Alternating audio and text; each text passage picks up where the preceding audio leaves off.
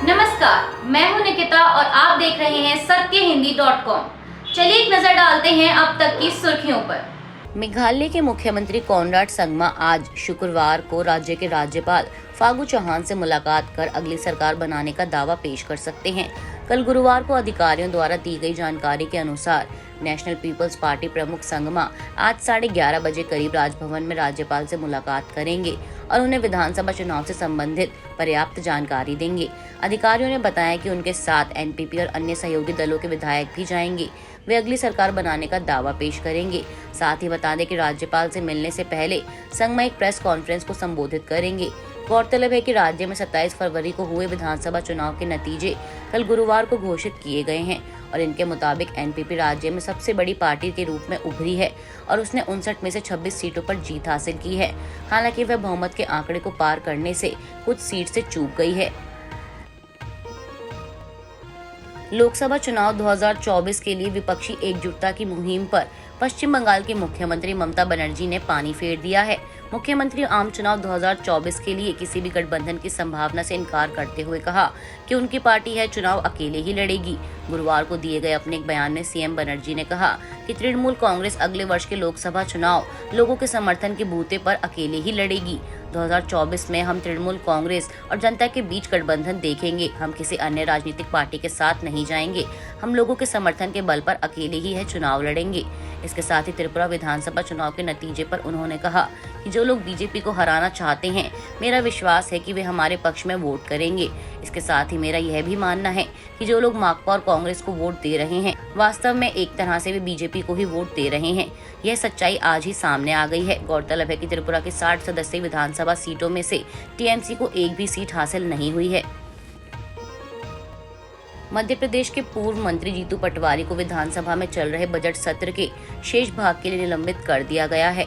दरअसल पटवारी ने राज्यपाल के अभिभाषण पर धन्यवाद प्रस्ताव पर बहस में भाग लेते हुए राज्य के चिड़ियाघरों और राष्ट्रीय उद्यानों से गुजरात के जामनगर में green zoological rescue and rehabilitation centre में बाघों, तेंदुओं, लोमड़ियों और अन्य जानवरों के स्थानांतरण का मुद्दा उठाया था। उन्होंने दावा किया कि बाघ, तेंदुए, घड़ियाल और लोमड़ियों के बदले में मध्य प्रदेश को छिपकली, पक्षी और तोते मिले थे।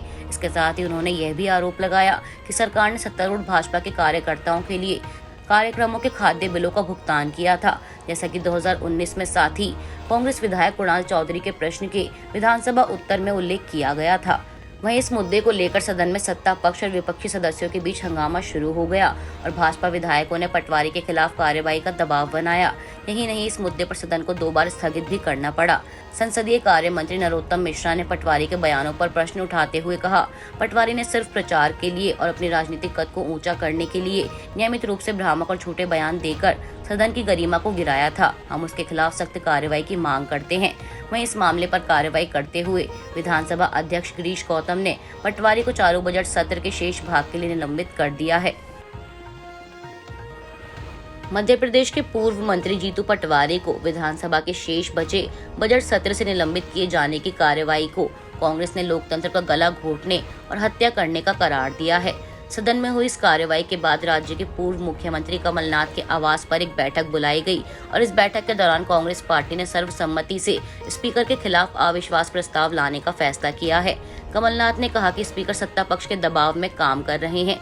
हम स्पीकर के खिलाफ अविश्वास प्रस्ताव लाएंगे।